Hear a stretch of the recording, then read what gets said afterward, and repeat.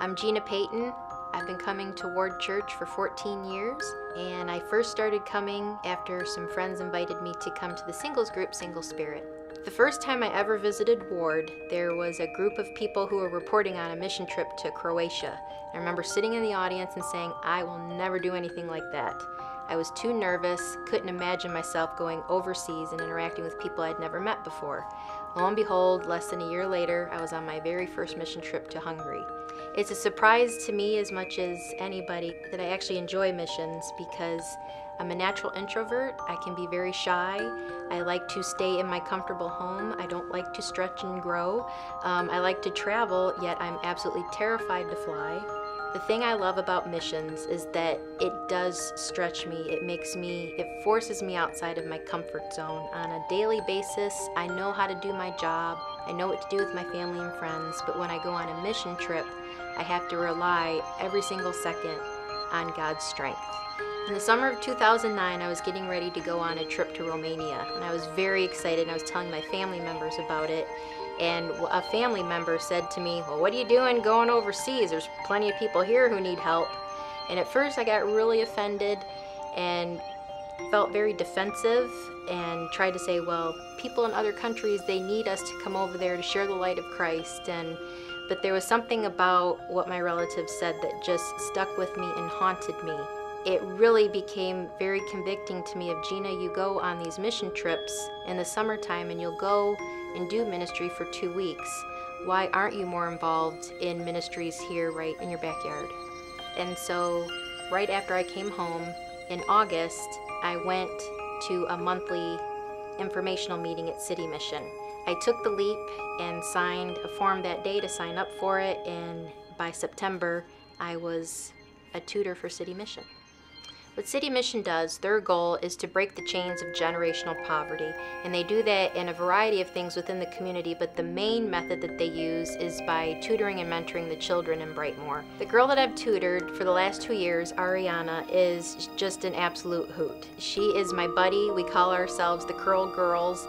She is someone that I have really bonded with. I've gotten to know the family, and it has been so rewarding. When I first met her, I was absolutely terrified. I was riddled with fear that she wasn't going to like me, and my main thing was I was terrified that I wasn't going to be smart enough to be her tutor. I had watched that show, Are You Smarter Than a Fifth Grader? And I'm here to say I'm not smarter than a fifth grader. Surely there's someone else who could do a much better job. I'm not even that smart on most days. So what I've learned is that God says you don't have to be perfect, you just have to be available. And so I've learned in these past 2 years that I may not know what I'm doing, I may not remember algebra, but I show up. And God meets me there. He meets us at City Mission. He meets all the tutors and the kids.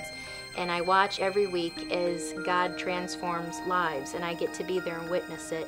And I've seen it happen with these children. I've been blessed that I've been able to see it happen in Ariana and other kids in the neighborhood. I think what Southeast Michigan needs now is compassion, not just pity. Compassion without action is just pity. It's one thing to say, wow, Detroit, there's lots of bad stuff going on there, but what Detroit really needs is people who care. Not just to say, oh yeah, that's really bad what's going on there, but people who will get out of their comfort zone and actually go and invest in someone's lives with compassion, with the love that God commands us to go down there and share with people. My girl Ariana, I've got huge hopes for this girl. When I ask her what she wants to be when she grows up, she says, Miss Gina, I want to be a singer, an actress, a model, and a judge. And I just think, Ariana, you can do all those things and more. So my hope for Ariana is that, number one, that she would know the love of Christ and to continue to find her identity through Him, because she's got that and more right now, and just not to lose her zeal, her excitement, her thirst to learn new things and just be out and to explore the world. It is the coolest ministry. 15 minutes away is a community that is so different from the one here at Ward Church in so many ways. And having the opportunity to go down there, even if it's only for 2 hours a week, you feel like you're going down there and you're going to help these kids.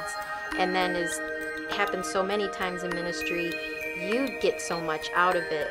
Having a chance to do something as basic as praising a child and watching their whole face, their entire demeanor change just because you said something so simple like, oh, you did a great job.